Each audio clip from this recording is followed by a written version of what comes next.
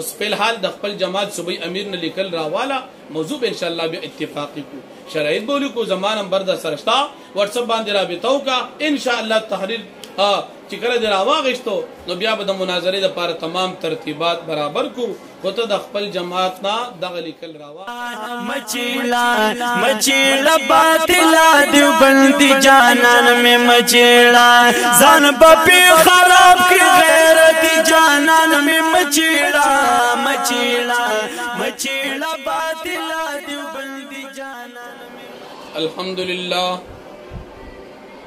الحمد لله وكفى وسلام على عباده الذين اصطفى اما بعد نن مازیګر مې د پنځ پیرانو د یو مولا واحد الله وحدان دا یو کلیپ یو پیغام ویډیو ریکارډ وریدو ستاسو ملګرو په علم کې دی وی چې دا واحد الله وحدان هغه مولا دی چې د سره کله هم څوک مناظره کې د مشران براءت کوي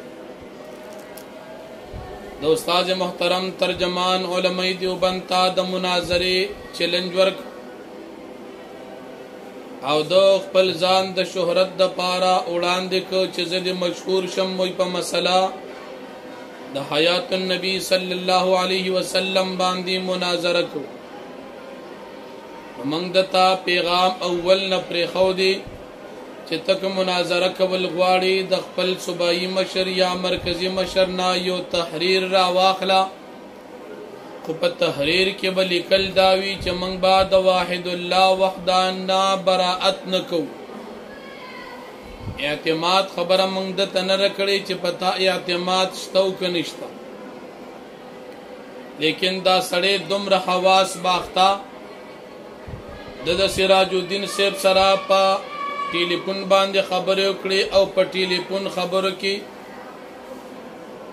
د سراج الدین صاحب کوم خبره کړي هغه داسې الفاظ چې انسان اوریدل صحیح نشي کولی لیکن د نن یو ریکارډ د خپل ویډیو کې لګولي چې پاغي کې سراج الدین صاحب د توي چې تم مدعا کې طریقې سره ثابتول شي او خپل مقابل سره په اخلاق او په دلایل بحث کول شي ګورتا تمون ویلي سدي او تکیس یا کو په خبره پیګنا او یا د ځان په زور باندې ناپوها او جاهل جوړ کړی دي تا تمون ویلي د سراج الدین صاحب نا تحریر را واخلا چې براءت بدن نه کړي او ته چې ما سره په ټلیفون خبرو کې چې تخ مناظر ګورا په طریقه ځان پیکا خپل مشران د نسبا بیا براءت کی په دې کې ستا پیدا دا چې تا ته مونږوي چې ته تحریر را واخلا چې براءت بدن نه نکو پیدا ستا دا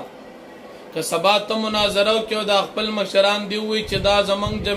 جماعتي مناظره نه وا او براءت د نو کې لکه څنګه چې در نمخ کې کړي بیا بتم خفه منګ بم در سر خفه برای مهربانی د خپل مشر نه تحریر را واخلا بیا دی وای چې ما سره سراج الدین صاحب الفاظ مبارک اویل ماشاءالله برکت خودم د خیر اومن ان شاء الله نور به هم اومن بیا دی وای چې تاسو د خپل صوبایي امیر د جمعیت علماء اسلام نه لیکل لا واخلي ځان په خبره پیکا مونږ تاسو سره مناظری د جمعیت علماء اسلام نه نکو مونږ تاسو سره مناظره چکو نه د نوجوانان احناف د جماعت نکو الحمدلله نوجوانان احناف هغه جماعت تی چې تاسو د مشرانو سره پدی پلیټ فارم په 2015 یکم اگست کې یو فیصله کن مناظرات د مفتی مجتبی صاحب سره کړی دا اوسم تا توي چې تاسو سره موږ مناظرات د جمعیت د پلیټ فارم نه نکو د نوجوانان احناف د پلیټ فارم نکو نو د خپل جماعت د نمائندګۍ حق من ادا کو ته دا مطالبه مکوا چې ته د جمعیت نه لیکل لا واخلا ورنه وطن ز مطالبه کوم چې تاسو اتحاد کو په زور حکومت کې د پی ټی آی سره څنګه چې تاسو د پنځپیر په اجتماع کې اسد قیصر او پرویز غټک اغي تاسو جماعت کې او تاسو مرکزی سټیج نه بیانات په اجتماع کې کړو او زبتا تاسو چې د پاکستان تحریک انصاف صوبائی جماعت ته تحریر را واخله یا تاسو اکثر د نېشنل سره اتحاد کوئ، تاسو ته موږ نېشنل نه یادو. جماعت اسلامی سره کوئ، جماعت اسلامی تاسو تحریر کې موږ نه یادو. ستا جماعت اشاعت التوحید و سنه د هغې تحریر درته یادو، خو ته زما خیال دی په زور ځان ناپوهه کې او بیا دې وایي چې په حیات النبي باندې بحث کوو. ګوره مولوي صاحب لږ غونتې سنجیده شه. په حیات النبي باندې په 1 اگست 2015 کې یو فیصله کن مناظره شوې ده. مفتی مجتبی صاحب ستاسو لوی عالم پې لیکل کړي دي، خو داسې ښکاري ستا په خپل ځام کې او ستا په خپل ظن فاسد کې دغه لیکل تاسو چې کوم کړي دي نو په دې ته خوشحاله نه او گویا چې په الفاظ دیگر په زبان حال سره تو په دې ځای کې دوباره د خپل جماعت د شرمندګۍ او د شکست نه فتح ته راوستل غواړي او ستا خپل سوچ دا دی چې د 1 اگست 2015 مناظره کې تاسو شکست خوړلې، دا تحریر غلط شوی دی. ځکه ته وایې چې دا مناظره زه دوباره کوم، ته وایې چې دا مناظره موږ وګټو او دا تحریر غلط دی، موږ ټیک لیکل وکړو. ځکه ته کوشش کې د حیات النبي مناظرې ته ګوره. او بیا دی وایي چې عذاب قبر باندې هم لیکل شوي، په عذاب قبر باندې مناظره د مفتی فدا صاحب سره شوي. نو مفتی فدا صاحب سره مناظره شوي خو هغه فیصلې ته نه ورسېدل. تاسو سره هم په عذاب قبر مناظره او چې فیصلې ته ونه رسېدله. که کله فیصلې ته ورسېدله چې پنجپیریانو دا ومنله چې په قبر کې روح جسد عنصري ته، یعنی جسد عنصري د تعلق د روح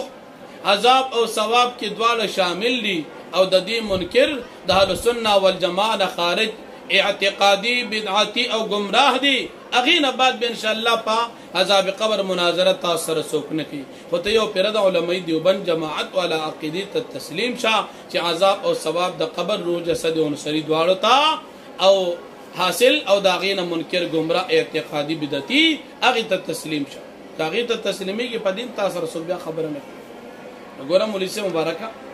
په نورو مسلو باندې او بحث کوو ان شاء الله به اتفاق سره یو موضوع رالو. داسې مسله به زیر بحث راولو چې هغه ستاسو په نسبت باندې څومره ډېره خطرناک وي. نو ګوره په مسله حیات النبي باندې بحث شوی دی، هغې باندې بحث ته تیارېږه. ما اوس فی الحال د خپل جماعت صوبایي امیر نه لیکل راواله موضوع به ان شاء الله بیا اتفاقي کړو، شرایط به ولیکو، زما نمبر در سره شته، واتسپ باندې رابطه وکړه. ان شاء الله تحریر چې کله دې راواغېستو نو بیا به د مناظرې دپاره تمام ترتیبات برابر کړو. خو ته د خپل جماعت نه دغه لیکل راواخله او بیا دې وایي مفتي صاحب محترم پسې چې هغه زمونږ د خضر حیات پسې خبرې کړي. نو ګوره ځان پوهېږه تا کې دومره غیرت نشته چې ستا شیخ طاهر وایي چې قرآن کنزل کړي دي، نعوذ بالله الله پاک کنزل کړي دي، په دې کې تا کې غیرت نه راځي، دا تا ته کنزل نه ښکاري. او تو د خضر حیات دفاع کې، د قرآن دفاع نه کې، د رب العالمین دفاع نه کې او د خپل مشر د خضر حیات چې هغه 24 غنټې سرویس د کنزلو دی د هغه دفاع کې په خپله څومره سپکه خوله استعمالي، ګویا چې د هغه د خوله پیدا دی کنزلو دپاره ده. هغه خضر حیات دفاع کې اگر چې ستا به استاد وي خو سخت کنزل مار دی، کنې ریکارډ راول ټول له کنزلو بیانات او درسونه ډک دي، سپکې او ډېر کمزورې حال. نو ګوره او بیا دې وي تاسو ځان کې غیرت پیدا کړه، نو ته ځان کې غیرت پیدا کړه. ته په دې خپله هغه کمزورې او سپکه خولې باندې تا نه ویل چې مفتي ندیم صاحب ته څوک چیلنج ورکړي سړي پسې کور ته ځي، نو غیرت خو تا د هغه تسلیم کړی دی. نو اوس بیا ولې ځان کې غیرت، ته ځان کې غیرت پیدا کا او نرشه د خپل صوبایي امیر نه لیکل راواخله یا د خپل مرکزي امیر نه لیکل راواخله چې هغه ویلي چې صاحب دا مناظره به دې کوي، زه به هېڅکله برأت نه کوم، بیا به انشاءالله مناظره کوو. ټولو مسلمانانو ورونو ته وایم چې د دې تکفیریانو د نن سبا دور چې کوم د خوارجو طریقه د کفر او د شرک فتوی لګونکي جماعت اشاعت التوحید و سنه چې په حقیقت کې اشاعت التلبیس و الضلاله دي، د دې نه ځان وساتئ او د دې بیانات او تقاریر کوشش کوئ مورئ، ځکه د ستاسو د ایمان ډاکوان دي. دی به ستاسو بچو له هغه تربیت ورکوي چې علماو باندې په نیکانو خلکو د کفر او د شرک فتوی لګوي. الله پاک دې موږ ته په دې خپله عقیده باندې استقامت نصیب کړي. واخر دعوان الحمدلله.